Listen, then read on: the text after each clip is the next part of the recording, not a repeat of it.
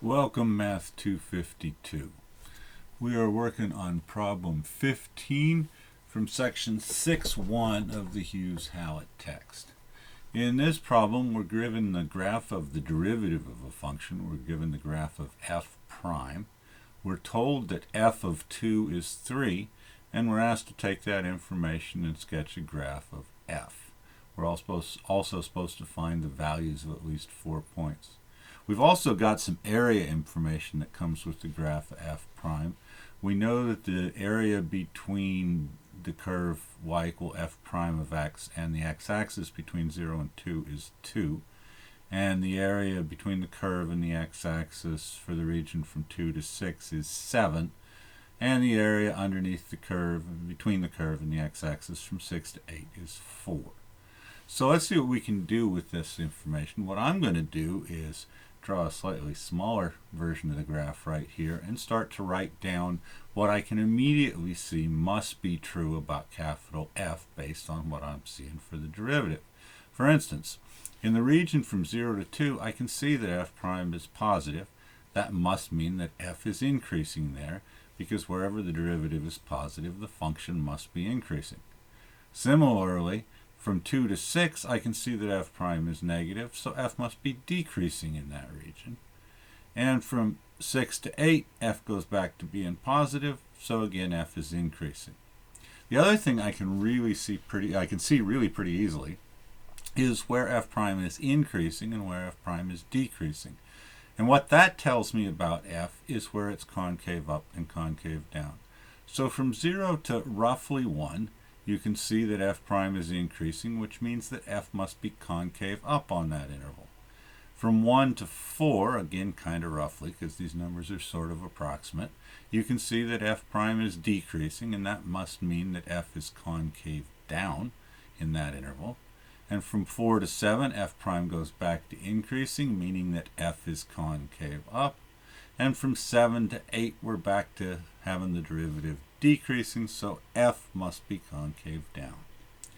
Now I'm going to get some points to plot, and the way I'm going to get those points is I'm going to use the fundamental theorem of calculus.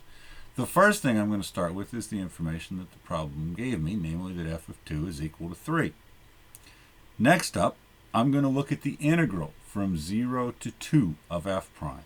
Now, according to the fundamental theorem of calculus, capital F of 2 minus capital F of 0 must be equal to the integral from 0 to 2 of capital F prime of x with respect to x.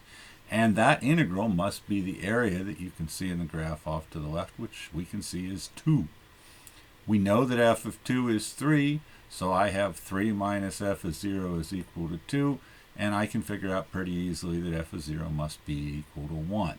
So now I have two function values. I know f of 0 is 1, and I know f of 2 is 3. Well, let's see what else I can get. I can look at the integral from 2 to 6.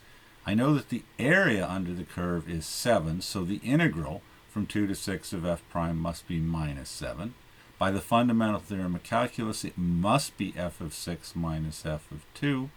I know that f of 2 is 3.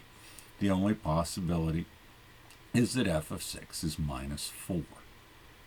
And now we can look at the integral from 6 to 8 of f prime of x, which according to the information we've been given is 4. We know by the fundamental theorem of calculus that that must be f of 8 minus f of 6. We just figured out that f of 6 is minus 4, and so f of 8 has to be 0.